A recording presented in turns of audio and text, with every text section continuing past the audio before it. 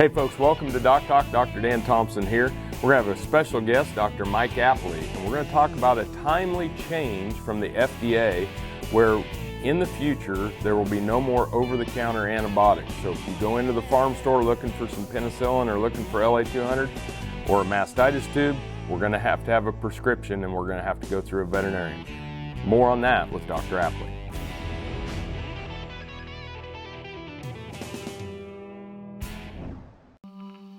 What if U.S. soybean meal were more than a commodity? If seed companies and the soybean checkoff built a better variety? That future is here. The time is now. To meet end-user demands, the soybean checkoff is investing in the compositional quality of soybeans, including meal. A message from the Kansas Soybean Commission, the Soybean Checkoff, progress powered by Kansas farmers. Kansas Farm Bureau has served farm families and rural Kansas for more than 100 years, and we're pleased to offer new healthcare coverage choices for Kansans in 2020 through Kansas Farm Bureau health plans. No matter what stage of life you're in, we'll have options that fit your lifestyle. Plus, our network of providers is one of the largest available throughout the state of Kansas and beyond. For more information, including the different plans available, or to get a quote, visit kfbhealthplans.com. Kansas Corn reminds you that E15 fuel is the right choice for every kind of driver. For the car enthusiast, E15 has higher octane. For the thrifty driver, E15 is priced lower than regular unleaded. For the nature lover, E15 provides cleaner air. For the shopper who buys local, E15 has more ethanol from our Kansas corn farms. Choose E15 for a higher octane, lower price, cleaner American fuel. Message from the Kansas Corn Commission. Learn more at kscorn.com. Valley Vet Supply is devoted to providing information and professional quality products at reasonable prices. ValleyVet.com, ValleyVet.com, Valley Vet Supply. Closed captioning brought to you by Vet Gun with Amel and new AMA Abamectin Vet Caps, the 1-2 punch against horn fly resistance from AgriLabs.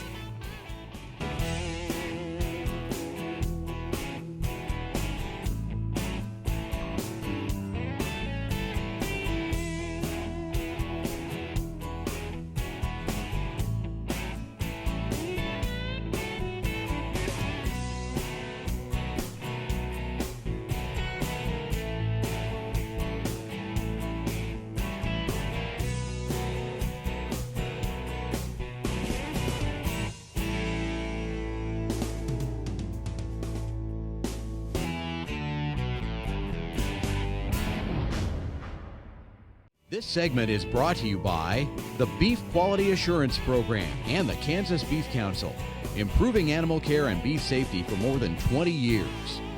Hey folks, welcome to DocTalk. I'm Dr. Dan Thompson here with my friend and colleague Dr. Mike Apley, who is a clinical pharmacologist here in the Department of Clinical Sciences at Kansas State University's College of Veterinary Medicine, where he holds the Frick Professorship in Production Medicine. And Dr. Apley is a member of the PACCARB, which stands for Presidential Advisory Council on Combating Antibiotic-Resistant Bacteria, which we are all very fortunate to have animal representation from Dr. Apley on that board with MDs, pharmacologists, public health officials, many different people. And so when we have antibiotic questions, such as today, we head to our resource, Dr. Mike Apley. And today we're going to talk about a new guidance document. Mm-hmm. And what exactly is a guidance document? So the FDA, Center for Veterinary Medicine, speaks to the public through two basic mechanisms. One is called a compliance policy guideline, which is like an open letter to their enforcement people on how things will be enforced, what can maybe go and what can't, but it's an open way for us to evaluate how they're saying things are going to be enforced, non-binding. The other is a guidance for industry, which is speaking directly to the industry and usually to drug sponsors on giving guidance on how to move through a regulatory change or an initiative that the agency wants to achieve. Okay, and so does that then become law? Or No, a guidance is not a regulation, it's not a law. It is how the FDA intends to move forward, or the best way to go about something related to, for example, an approval. Guidance for Industry number 3 details all the studies to start working through food safety when you approve a drug, for example. Guidance 85 is good clinical practices. 152 is how we go about looking at microbial safety, food safety for a new antibiotic. And so that lands us on a new guidance document, number 263 is now out. And what is 263 about? Well, we're going to talk a little bit about 263, and then we'll go back and talk about 209, 213 to 263. But what 263 is the FDA's guidance document to sponsors of animal drugs, medically important antibiotics, that are available over the counter. And what they're saying is, we intend to ask sponsors of these drugs to voluntarily move them from over-the-counter status to prescription status, where a prescription from a licensed veterinarian would be necessary to purchase and use these drugs. And those examples would be for? If you walk in your farm store and look in the animal health aisle, there in the cooler would be Procaine Pen G, Procaine Benzathine Pen G, otherwise called long-acting penicillin, long-acting oxytetracycline up on the counter, Tylosin, there are quite a few mastitis tubes that are available over the counter, Spectinomycin oral, all of these have been available without prescription. But we'll talk later about a little nuance about most people actually do need a prescription even today for how they use penicillin G. Perfect. We're going to take a break. When we come back, we'll pick right up with Dr. Mike Apley here at Kansas State University.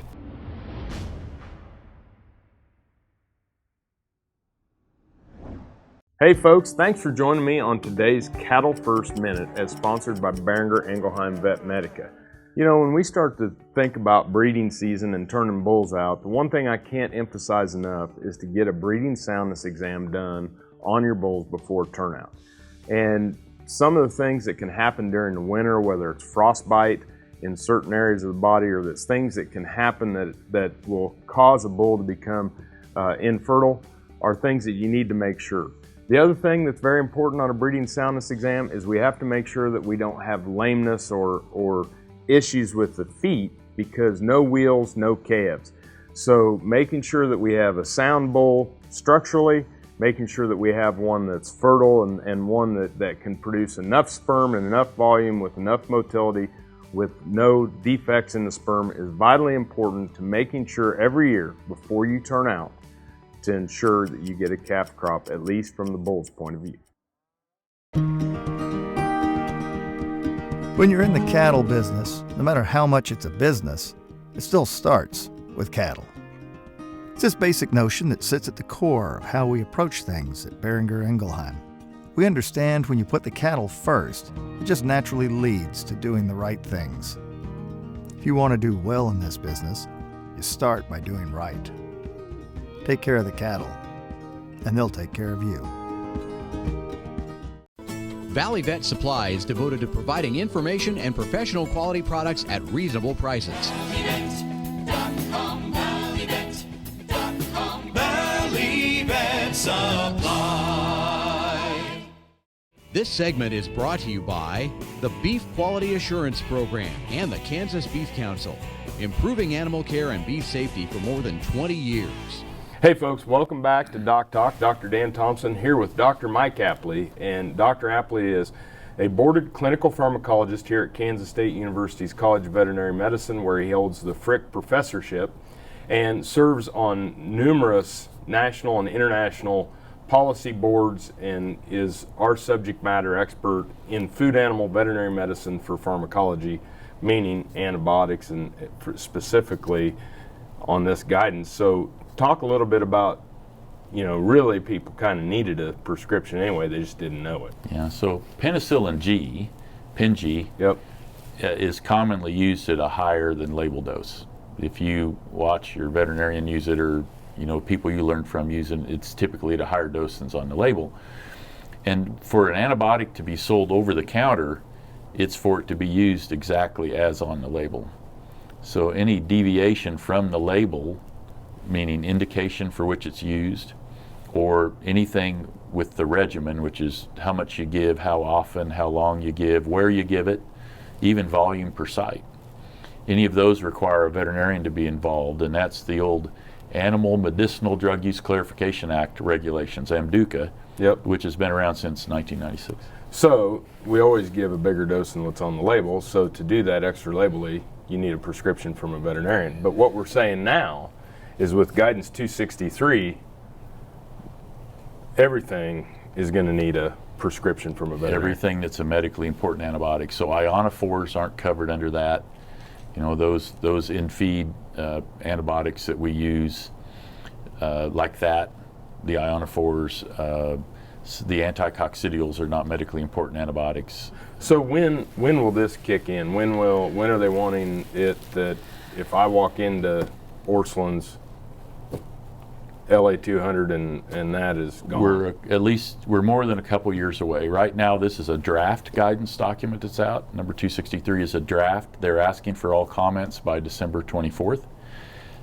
They will review all the comments, and sometime in 2020, they will release the final guidance, and that starts the clock. And they expect all of the sponsors to have voluntarily converted those labels from over-the-counter to prescription in 2 years after the guidance is finalized. Okay, so we're probably looking at the January 1 of 2022, something like that. Later than January 1, probably. Sometime in 2022 would probably be when that transition's over. So it brings up the point that you know, as we enter this realm of, you know, heightened awareness of antibiotic resistance and things of that nature, you know, people are going to have that veterinary client-patient relationship to better understand antibiotic use. Yeah.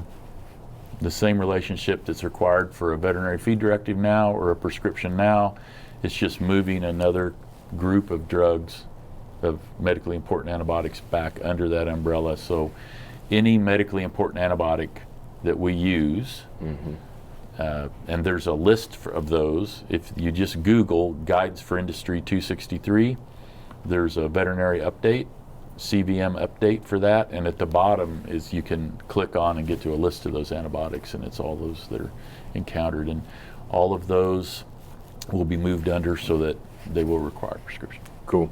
We're going to take a break. When we come back, we're going to talk about some of the other guidance documents pertaining to feed-grade antibiotics that kind of moved us to this direction and where we're headed with antibiotic usage on the farm. You're watching Doc Talk with Dr. Mike Apley. We'll be back after these messages.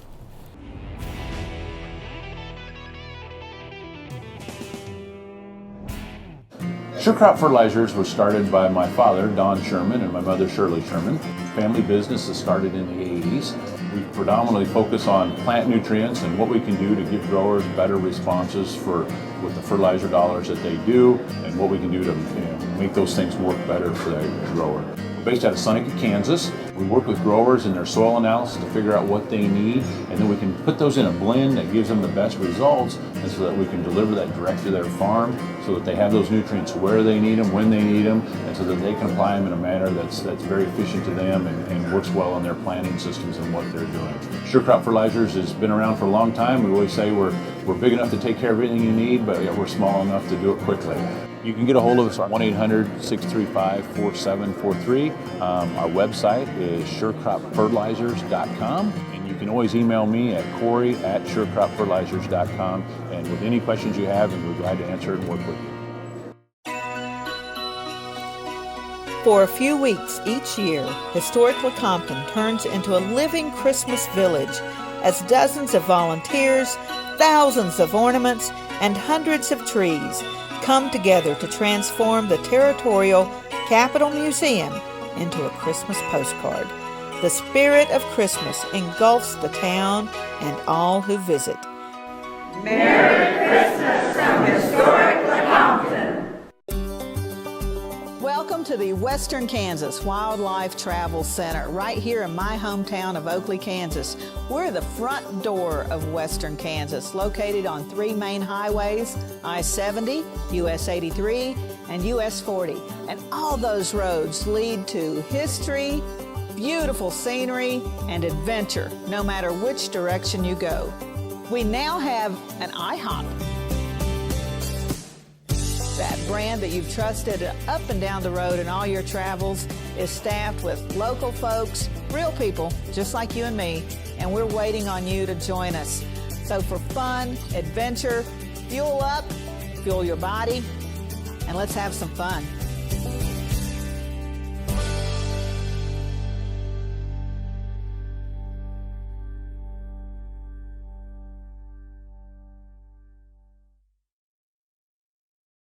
Valley Vet Supply is devoted to providing information and professional quality products at reasonable prices. Valley Vet Supply.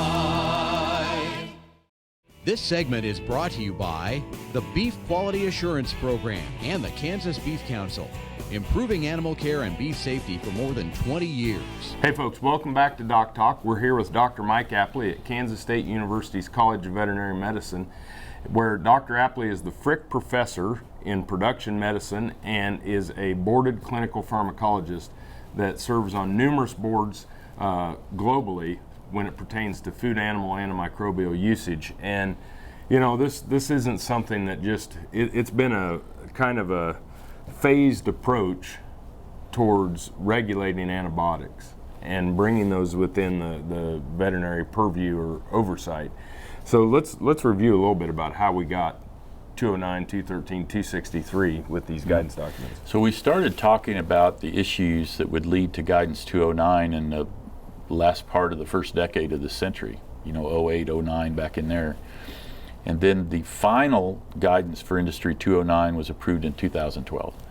And that document had two very clear messages in it. One, that medically important antibiotics should only be used when it's required for the health of the animal. So no production uses, rate of gain, feed conversion, etc. And the second one is that all remaining uses of medically important antibiotics should be moved under the prescription or veterinary feed directive umbrella, where a veterinarian needs to authorize that. So the first steps they took were outlined in guidance 213, which came out in 2013. And that document is very similar to 263, but its subject was how you move medically important in-feed drugs to veterinary feed directive status, and you move medically important in-water drugs, the packets you used to buy of tetracyclines and sulfas, to move those to prescription. So that was followed, and that clock started then in 2013, and January 1, 2017, most everyone will remember, you know, moving where you had to have a VFD for your chlorotetracycline, tylosin in the feed for cattle, and then if you wanted to use a water-soluble antibiotic, you had to have a prescription. And then after that, in 2018, the FDA released a 5-year plan for antimicrobial stewardship, and one of the major points in that was to now move all remaining medically important antibiotics, so ones that were injectable, or oral or intramammary, now under the prescription umbrella also. So it moves forward, and I don't want to use the word complete, but gets close to completing that goal from 209, way back in 2012, that we want to get all medically important antibiotics requiring a prescription. What about on the water soluble? Will there be any changes coming forward with water soluble, or are they going to leave it kind of the way it is now? I'm not aware of any planned changes. They're moved under prescription. Now, there was a recent initiative, and 2 awards were granted for research into defining duration of use, which is something we should talk about, because there's also a movement by the FDA, and as outlined in their 5-year plan, to try to establish that. Okay. Well, let's take a break. When we come back, we'll wrap up and we'll talk about duration of use and maybe some of the things that are coming forward. But understanding that feed-grade antibiotics need a VFD, we need a prescription now for our water solubles, and coming forward will be the removal of over-the-counter antibiotics as we move forward in our regulation of antibiotics underneath veterinary oversight. We'll be back with Dr. Mike Apley.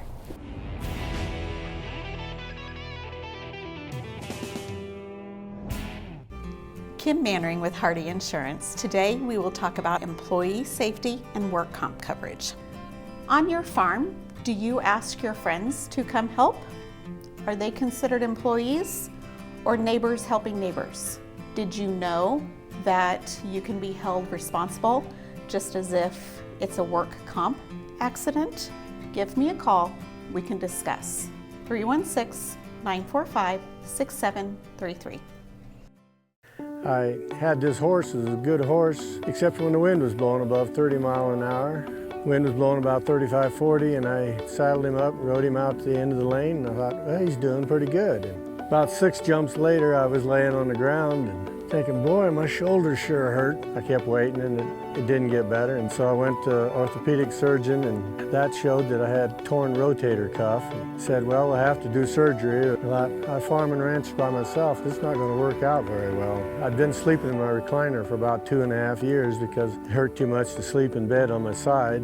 I'd heard about Kansas Regenerative Medicine Center on the radio. Gotten down there at 8 o'clock in the morning, and by 11:30 the procedure was all over. They just took some fat out of my side here and spun that down for about 45 minutes and then injected it in my shoulders, and I was on my way. It's something you don't hear about, but I thought it was worth a try, and I'm really pleased. It's really worked out well for me. If my calves start healthy and stay healthy, I've got a good shot at making money. That is why I trust Clostrix. It gives my calves the protection they need until their own immune systems kick in. Calf raisers trust Colostrix colostrum supplements. Colostrix is USDA licensed and proven effective. When your money is on the line, trust Colostrix.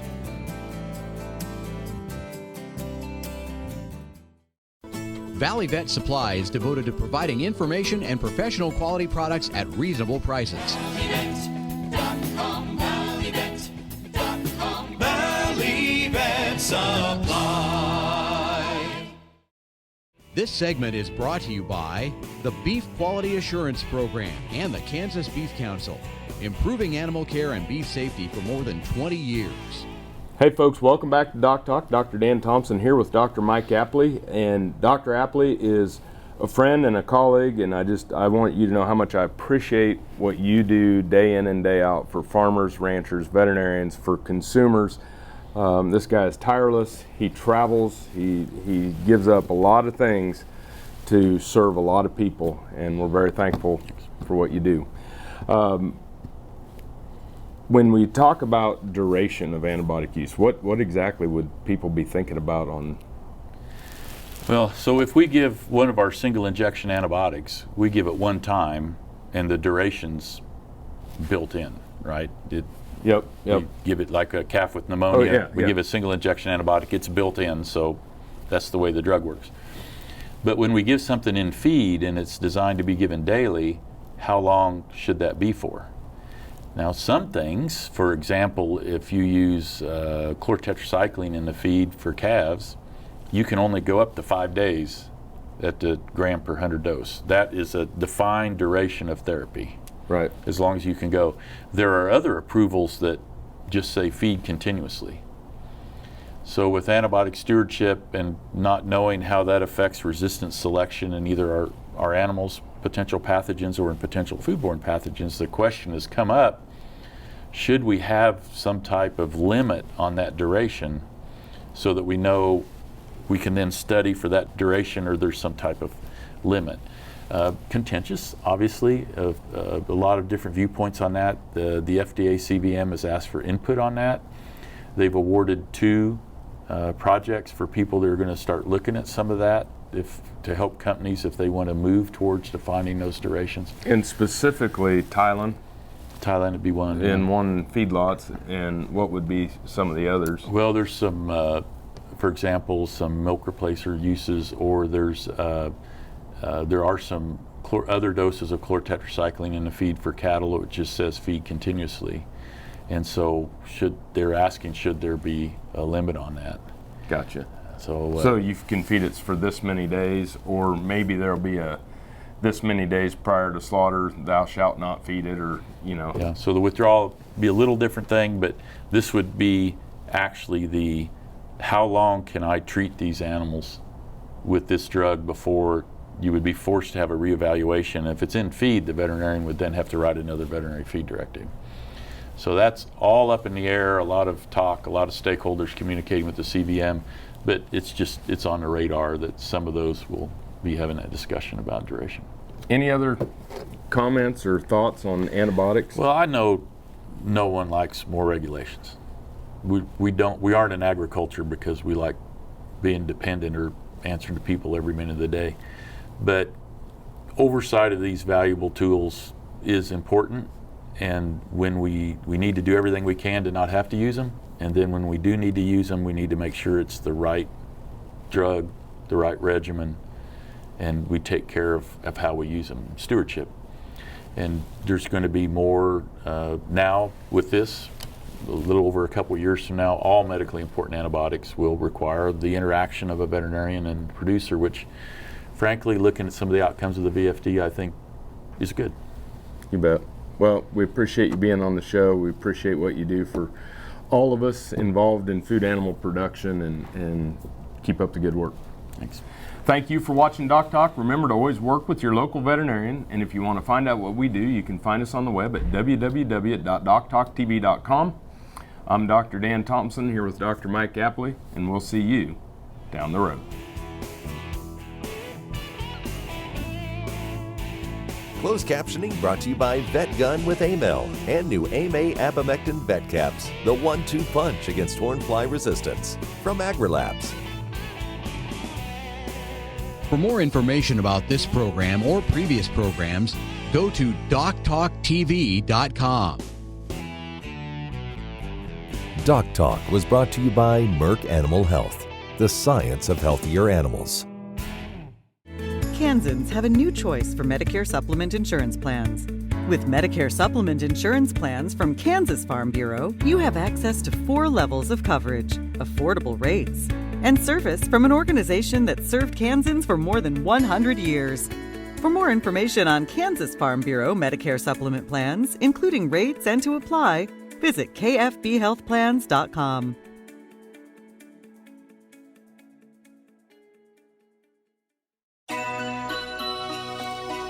For a few weeks each year, historic Lecompton turns into a living Christmas village as dozens of volunteers, thousands of ornaments, and hundreds of trees come together to transform the Territorial Capitol Museum into a Christmas postcard. The spirit of Christmas engulfs the town and all who visit. Merry Christmas from historic Lecompton.